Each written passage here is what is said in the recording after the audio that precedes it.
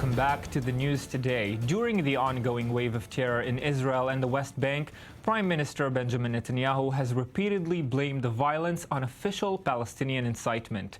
But according to a new study by Cogat, which is responsible for coordinating government activities in the Palestinian territories, so-called lone wolf attackers are fueled not only by social media or religion, but also by familial and other personal problems. Here with me to discuss further are Dr. Hani Zubeira, Chair of the Political Science Department at the Israel Valley Academic College. Good evening. Good evening, Ayman. And defense correspondent for I-24 News, Shai Ben-Ari. Good evening, yes, Shai. Good evening, Ayman.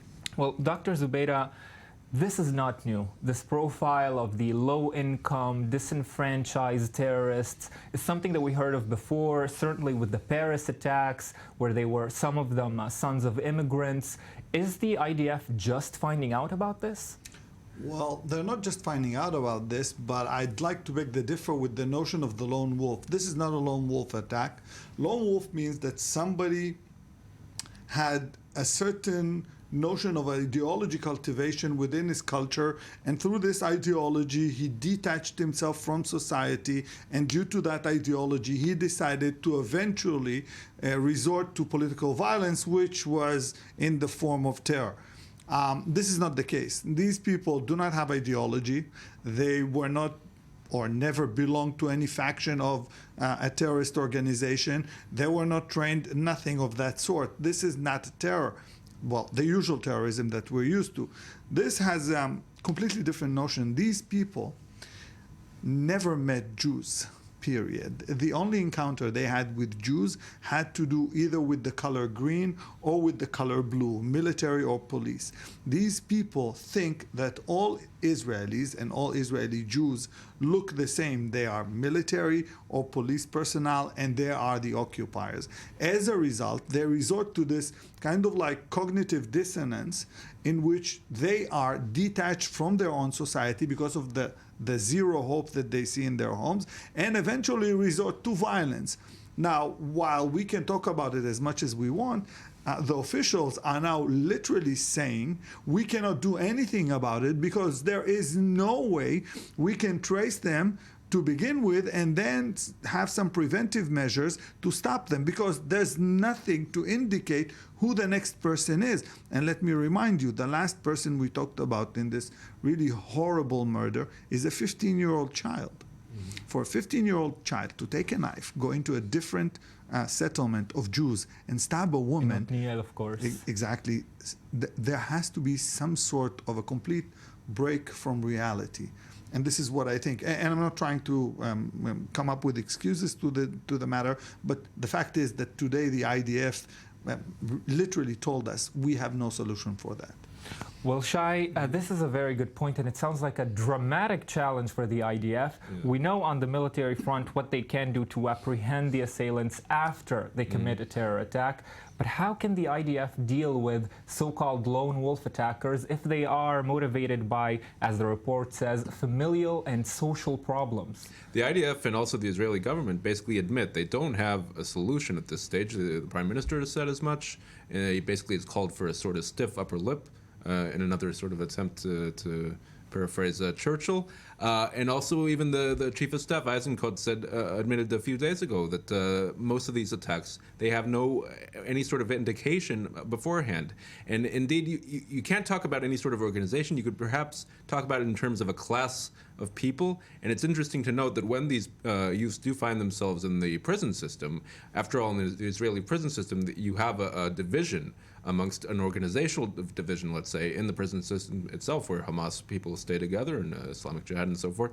These people are actually find themselves in their own section titled National Union, interestingly. They do perhaps group together in that sense when they are forced to group together, but indeed we are talking about a certain rejectionism. They reject Fatah, they reject Hamas, they reject all sorts of movements, but that does not mean that they're not susceptible to certain ideas, because first of all, you talk about IS and its let's say influence on what's going on in terms of discourse in the West Bank and really in all Muslim societies these days.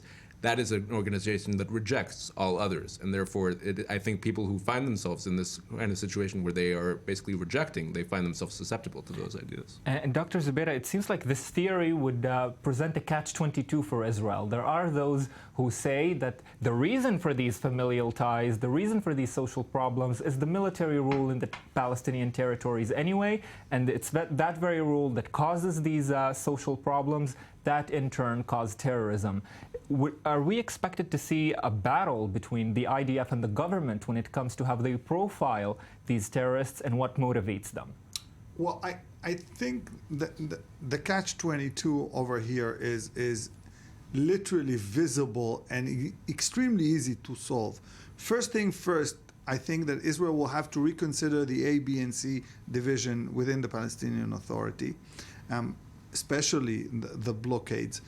Israel has to rethink the way the encounter between the local population and the military is right now being handled. We know this is a major friction point. We know the Palestinians are suffering over there. This has to be rethought. Secondly, I think that the Chief of Staff, Eisenkot, said that in a not so subtle way.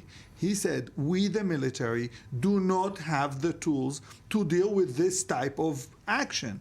We need you, the politicians, to solve this for us, because we cannot, one, educate people, two, make connections between people, three, humanize or dehumanize people. You need to take action. He said, we have nothing to do with those people. Now, the fact of the matter is that literally when they go into prison, they're being indoctrinated into various factions. Most of them find themselves isolated, but when they come out of the prison, they're not the same people that went into prison. And on that exact same issue, other people who see them in prison will start to enact in the same way because they're detached from their families, brothers, uncles, nephews, and so on and so forth. Now, the thing is, this has no military solution. Forget about it.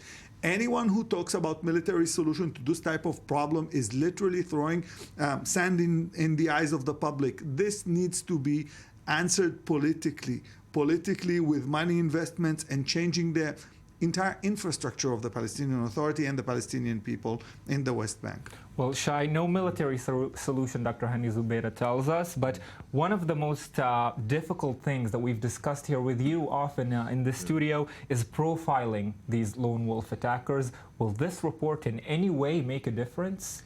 I don't think it really allows the army to be able to approach this subject much better or much more effectively. Again, I think I agree it's really a political problem, and then you have to think about how do you solve this, really. We're talking about divisions, we're talking about separation, we're talking about a situation where Israeli and Palestinian youths don't really get a chance to interact with each other. That doesn't necessarily happen later on. Sometimes when Palestinians grow older, they need to get a job, and they find themselves often working in Israeli communities. But you have a problem when you're talking about these kinds of youths who are old enough to carry a knife and carry out an attack, but they're perhaps not old enough to work amongst Israelis and begin that sort of interaction which perhaps can humanize them in a sense and prevent this kind of attack. But also when you talk about incitement in general, it does exist. You know, Army Radio, when they referred to this report, they actually interpreted it in a way where they saw that the study finds that personal and familial problems are perhaps more significant than incitement. Now, when we talked to Cogat themselves, they backed off from the interpretation, basically saying it was wrong. And of course, that's a rather heated sort of comment to make, because of course the Prime Minister himself says almost on a daily basis that incitement is the major problem. And incitement does exist. It's in the discourse, but it's not necessarily the incitement that Netanyahu is talking about. You're often seeing incitement on a personal level on Facebook. Perhaps someone dies, a friend of theirs makes a comment on Facebook, and another person is incited to carry out an attack. And Dr. Zubeida, just briefly on the point of incitement, is there a point to be made about education here too? Obviously, yeah, I agree fully. I think there is incitement. We cannot take it out of the equation.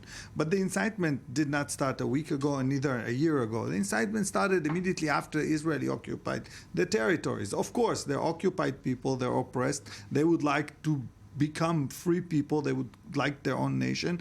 And now, on the other hand, the oppression just grows and grows.